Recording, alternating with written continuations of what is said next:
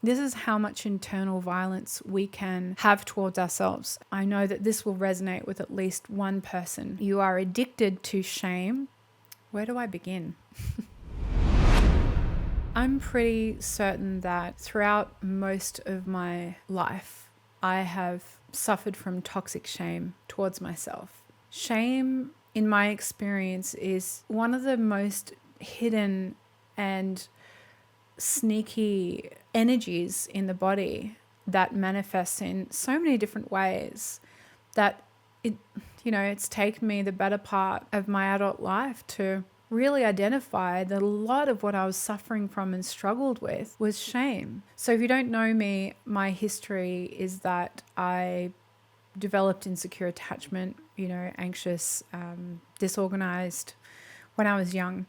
And I am an empath, I'm highly sensitive, and the circumstances were just ripe for me to develop that attachment when I was a child. And it manifested in the form of serial monogamy, leapfrogging from one relationship to the next, and just being emotionally unavailable, in relationships, like living on the surface, never really truly developing healthy intimacy with any of my partners, and being attracted to really some unhealthy types, and being in relationship with people that were destructive. The last relationship that I exited was an extremely destructive one, and you can hear me talk about more of that in my webinar. But those patterns that I kept repeating time and time again were held in place by the glue that is toxic shame. And I didn't know it. I had no idea that that's what I was doing. I was really unconscious in that experience. I say was because I've walked through it now, and I'm very much more aware of how I speak to myself and the flavor and the emotion and the experience in my body of when I'm talking to myself that tells me what state I'm in. And I'll tell you how I got to that, but I really want to talk to you about toxic shame, because I'm hoping that this conversation will help at least one person that watches this YouTube channel that is completely at a loss as to why their relationship patterns keep happening time and time again, and they're feeling terrible within themselves and like they're lost and that there's no hope. Because I can tell you now, if you're feeling that way, you need to understand how shame operates in your body and in your mind and in your identity, how you talk to yourself, how you are with yourself. So for me, my earliest memories of when I was a child experiencing shame came quite innocently, right? I always felt like, I've always felt different. I felt our family was different from everyone else in school. I felt that I was different from everyone in my family. There was this real sense of separation. And it was kind of almost like in that separation, I was wrong, or what I was thinking and feeling, or my experience was inferior to everyone else around me. I was highly influenceable, right? I was very doe-eyed, very naive. I was very protected. I did grow up in a protected home environment as well. It was like I just saw the world through these glasses where I was less of a person to others around me. And, apart from the socialization that we receive as girls, right, and as women, that we are inferior to men, I honestly believe I carried this in. This was a part of my personality when I was born. But now I understand it's actually a part of who I am as an empath, because my sensitivity makes me susceptible to thinking that I'm wrong or that there's something different with me. There is something different about me, and it's not a bad thing. It's a very good thing, right? But I didn't know that when I was a child. I always, felt like I was very different, and wanted to be someone else. There was always this kind of dialogue and narrative for me of when I'm that person, when I change, and for me it's always when I am skinny or when I'm beautiful or when I'm older. that feeling of like I'm going to be someone else, and then things will be better. In that contrast of things will be better when I'm whatever I think is going to make things better, the grass is greener. In that contrast, I was focusing on that, and I didn't realize that the back end of it, the shadow of that, was the shame that I was perpetuating inside myself for how I was at that moment, at that time, in that body, in that state. It was really unconscious, right? But in order for me to perceive that things will be better when I change, that back end existed there and I was unaware of it. But it was kind of like this filter, right? It's like you don't know any different. You think that everyone thinks that way, that this is normal. But what I now understand is that I was carrying shame, deep shame in myself for who I am. And I was absorbing the shame that my parents had and that they would have absorbed from their parents. Like this is all generational shame that gets passed down. And how it translated into my relationships was disastrous. And I noticed this still exists for me. I'm still working through separating this voice and this belief out. How shame appeared in this way was, in order for someone to like me, they have to be different like me, right? For us to be kind of a match. And so I would always, kind of be more attracted to the different or more unusual types, because there was a part of me that thought if there was something a little bit different or wrong or broken about them, then they'll be able to love me because I'm a bit different, broken, or wrong. So that narrative, that belief that that's all I'm worthy of, caused a lot of chaos in my lack of discernment. It was discernment in a way, right? There was that part of me that was choosing those people for me because it believed that's all I was worthy of. It was unhealthy discernment in that case. And so that just naturally became the way that I was drawn to people. And ironically, on the other hand, if there would be an interesting, very successful, attractive, talented person, I would think, I can't be with him because, look at him, he's normal, or, right? He's not one of me. And of course, that meant that those people that were interested in me, I pushed away. I would self-sabotage. I would not allow myself to even show up and think that it was a possibility. Self-fulfilling prophecy, right? In terms of relationships, my toxic shame was the gremlin of all gremlins. Now, how I started to notice that there was a problem with my relationship to myself and how I talked to myself and how I shamed myself was when things got pretty dire, right? And I'm talking about before I entered therapy, because in order to enter therapy, you've got to be aware that there's a problem, right?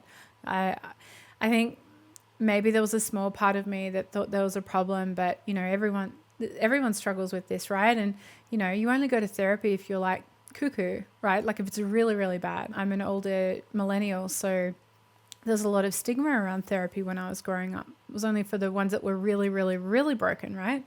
And so how I came to understand that there was a problem was I remember I was in a long distance relationship with someone who was extremely unhealthy for me. He was cheating on me unbeknownst to me at the time, and things weren't going well. He was pulling away. Turns out he was just chronically emotionally unavailable. And I was completely distraught. I was about to leave, say goodbye. It was a long distance across countries. And I remember sitting in a library on campus at a university and writing down all the things that I'd wish I'd done better to make the relationship okay. Because we were leaving things on rocky ground. He was uncertain. I didn't know that he had a history of this. He was never certain about any of the relationships in his life. And he was older too, so it wasn't going to change. But in that moment, I was making it about me. It's kind of like, it's actually a bit of a selfish process. in a very self-harmful way. And I was writing down all these things, and as I was writing them down, I was just crying. I was so distraught. If only I did done this, if only I'd done that, if I should have done this, I wish I loved you better. I was making it almost like, a drug to myself of feeling this way, right? I didn't know that I was kind of actually hooked on this kind of chaos in relationships. I started to spiral. I didn't go down the spiral that day, but I implanted some pretty heavy feelings within my body that the reason our relationship wasn't working was because of me. I'd had a number of relationships that were unhealthy up until this point. And now when I look back at them from that perspective, I wish I'd had people in my life to pull me aside and say, this is not about you. I didn't have those people, unfortunately. I had a pretty good job of like isolating myself from friends, and to an extent family as well, although my family have always been supportive of me, maybe not necessarily able to speak up in the way that I needed them to, but it would work the same way with friends. Like I'd sabotage friendships because I didn't feel worthy of them as well. And when I look back on it and can actually see where the problem was, apart from the fact that we were not compatible, that this person was playing out emotional unavailability and just total commitment issues, total Peter Pan issues, relationship after relationship. I was just another one of the women that got caught up in it, but I was making it mean about me, and I was self-flagellating. Like I was making it worse, and I was getting high on it. That's the thing about toxic shame. You actually ride the high like it's a drug, and it's shocking to acknowledge that and tell you that. But I know that this will resonate with at least one person. You are addicted to shame. You create more shame because it creates a chemical high in your body, and it justifies the chaos, and to an extent also distracts you from the real issues and the real problems by making it mean it's your fault. So in a way, it's this gnarly, blackened coping mechanism where instead of actually dealing with the real issues, you're dealing with it by shaming yourself, cutting yourself off at the knees. So that relationship after another year or so ended tragically. Again, I tell you all about it in my webinar. And that was what woke me up. That whole experience, I finally realized, greater than the pain of what I'd gone through with that relationship, was the pain of realizing how much I've been abandoning myself. Like really, really waking up. It was like a cold plunge for the soul. And it was shocking. And I say that with a light manner, but it was the darkest time of my life. It was the darkest time of my life. And the darkness went on for a couple of months, which is to be expected when you're grieving. And grieving, I was not only grieving all of that, but I was grieving the loss of myself because I was finally awakened to it. It was like a really rude awakening of, oh my God, this is actually what I've been doing. And thankfully, that started me on a path of healing because I made the conscious decision that this was not okay anymore, and I will do anything and everything in my power to change. Which is what I did. I tried everything. I threw all the spaghetti on the wall. But in terms of the shame was buried so deeply beneath me that I didn't realize that it was actually it was the juice that was running the show.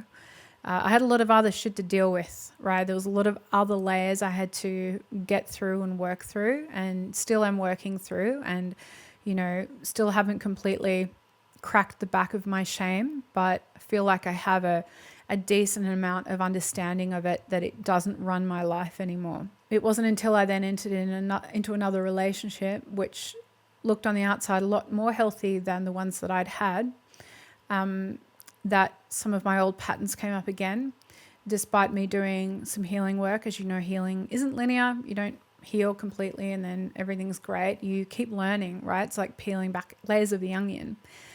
And I learned what I needed to learn from that relationship. I don't regret it. I'm glad that it ended. But the reason I'm telling you about it is because of this shock that I caused myself when shame came up again. And this time it was bad. It was bad. When I tell you that shame causes you to spiral, it's spiraling. It's not depression, which I've experienced before. Depression is like a massive blanket on your body that stays on your body and dulls all of your senses and everything. And it stays and you can't see it because it's invisible. And it stops you from functioning. It stops every part of you from functioning well. And it creeps on as well. It doesn't just happen, it creeps. So it's like the frog in the boiling water. You don't actually know it's there for a while. Things get to a point where you're like, wow, this has been around. And I remember when I was in depression that I was worried about myself and worrying at what point do I need to reach help, seek out and get help. And I Googled it, or I looked at it on the internet. I don't think we had Google back then. And the information was saying, how long have you been feeling that way?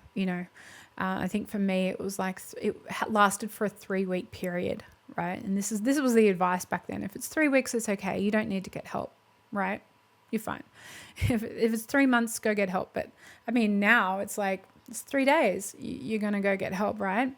This was back then. So it's not depression. Shame is a spiral, and it's like a slippery dip spiral. Once you start, it gets faster and faster and faster. And all of a sudden you're going down into this depth within you that is just so shocking and so painful to be in, because it's like, you've had this army inside of you that's been kind of like throwing little spears at you and making you feel bad and attacking you. And, you're in a critic on all this, right? And it's like, oh, you say this to yourself, you say that, ow, that hurts. It's like this fucking army comes out of nowhere and just completely envelops you.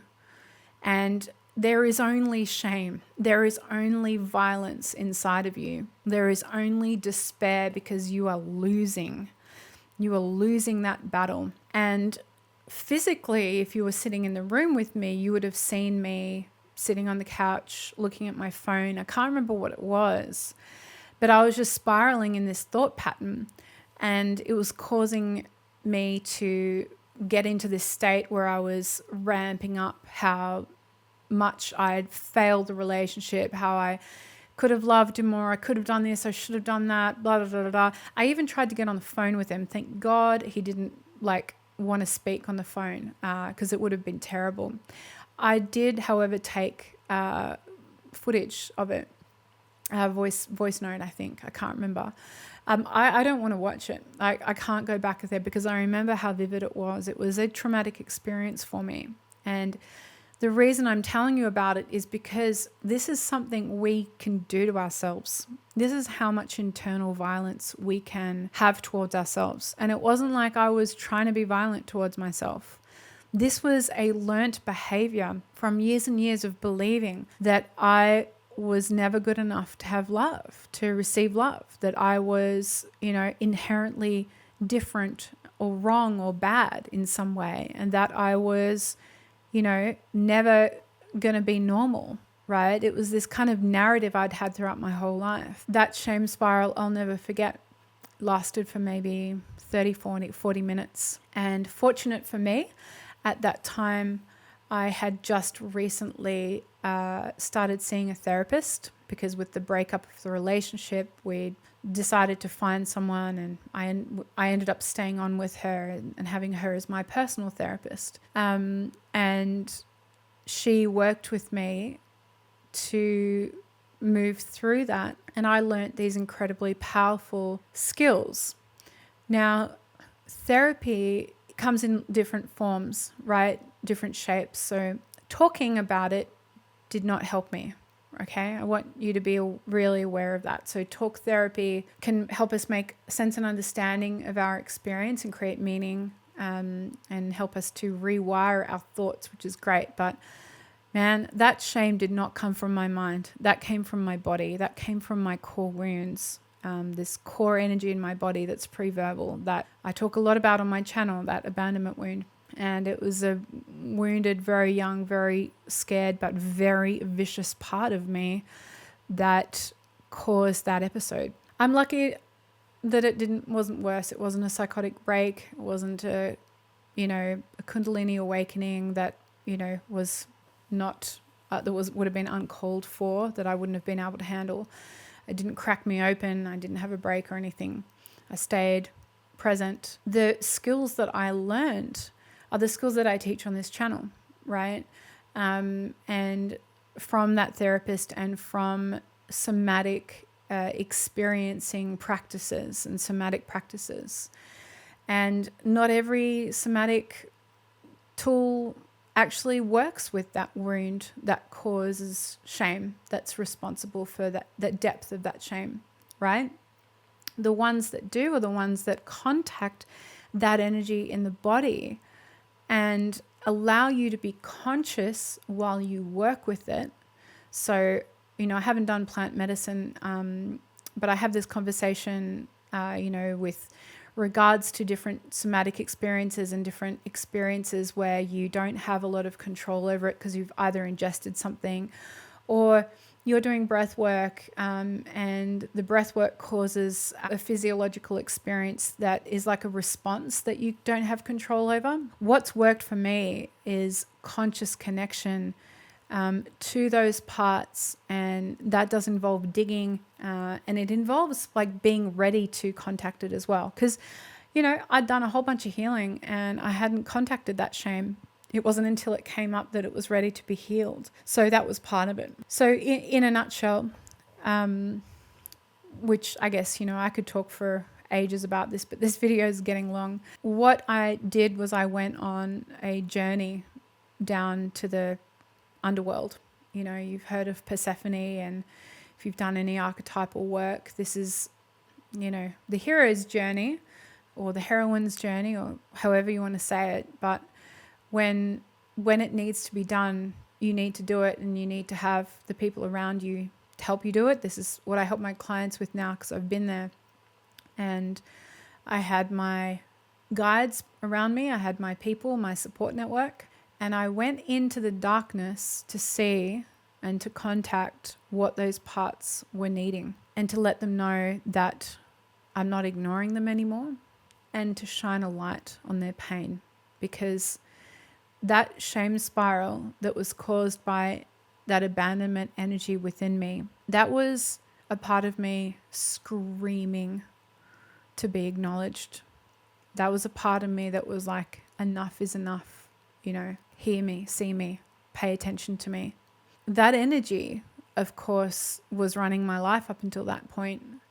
And in meeting it from a conscious framework or conscious mind, allowed me to see that it was obviously misguided, very, very, very hurt, very afraid, and it needed safety. And it needed love, it needed warmth, it needed light. It needed everything that it wasn't getting in the depths of the shadow of my personality, right? This is shadow work. And, I can still feel the edges of what it felt like when I contacted it. It was very cold, frozen, shiny, kind of glassy, sort of metallic feeling in my body. And I can use those words now, but at the time I didn't understand it. I was only in a feeling sense, because we need to be in a feeling sense when we contact our shadow. This is the somatic experience that top down and talk modalities, cognitive modalities, just miss this, energetic work. It's just extraordinary to think that these little gremlins were living inside of me, and just the smallest amount of love went so far. Like, they're so starved of love that just a scrap, just a morsel was just like life for them. This is scarcity. This is where your scarcity comes from. And love as an energy and emotion, as a vibration, is infinitely more powerful than what those gremlins have to deal with in the underworld. So, you listening to this now, if this is speaking to you, believe that. Believe in your love, believe in the power of your love. And you might be in a place where it feels like there's no love. You might feel like you're in the tundra, in the darkness. You've got to connect to your own willingness to believe that there is a different way. I can't find that for you. And you know, my clients, like, I can't find that for them. You've got to find that for yourself. And often that comes to feeling the love that you have for your parents, your family, whoever that is in your life that you love. Not the dickhead guy who's treating you like crap, right? Who can't think of anyone but himself, not him. But the people that are in your soul family, right? Like, you know who they are. You've got love for them, and there's pain in there as well. But make that your meaning, make that your why to do this. Take that love you feel for them, and you turn that in on yourself. You shine that in on your shame. That's how you do it, right? That's how you do it. You feel it within yourself. You've been giving it out for too long. You are in the wasteland. You've got nothing left. You've got to take it and you've got to give it to yourself now. And this may or may not just seem really arbitrary or naff to you, because I know the word self-love is overused so much out there. But you've seen my heart. You've seen me explain it now. I've shown you my vulnerability here. You felt me. Trust that in your body, right? That you've felt that within me, that I've made that change. Because now in my body, anytime one of those little gremlins comes up, because yeah, they're still there, but they're loved, they're safe, they're warm, they're wrapped up, you know, they very rarely poke their head up and say shit. They sometimes do, but most of the time it's like, hey, sweetheart, it's okay, you know, we don't need to go there anymore. We've got an abundance of love around us, right? Like that's the effect of you turning love on yourself. And it is infinitely more powerful than the shame that you're in. But getting to the place where you kind of crack open from it and you can't take it anymore. I wish it didn't take that, but I see, because I speak with hundreds of women every year, I see that often that's what it takes to get someone to start making the changes. If you've had enough, you know how to find me. You're on my channel. Here I am. I'd love to help you. I think that's everything I wanted to say. I so rarely do these types of videos, but please let me know in the comments. Like, I would love to hear from you if this was helpful. I don't feel any embarrassment about crying on my channel, because I know that this is helping you, and I used to cry in the shadows, in the dark, and hide. And my pain doesn't help anyone that way, but my pain helps by me showing it here now and showing that I've transformed and that this is my truth and that this is my journey. So I'm going to leave it there. And I look forward to our next in-depth conversation together. If you want me to do another one, just let me know. I'll see you in the next lesson that I do. My lessons are a lot more common on this channel, but it's been a real pleasure spending time with you. Bye.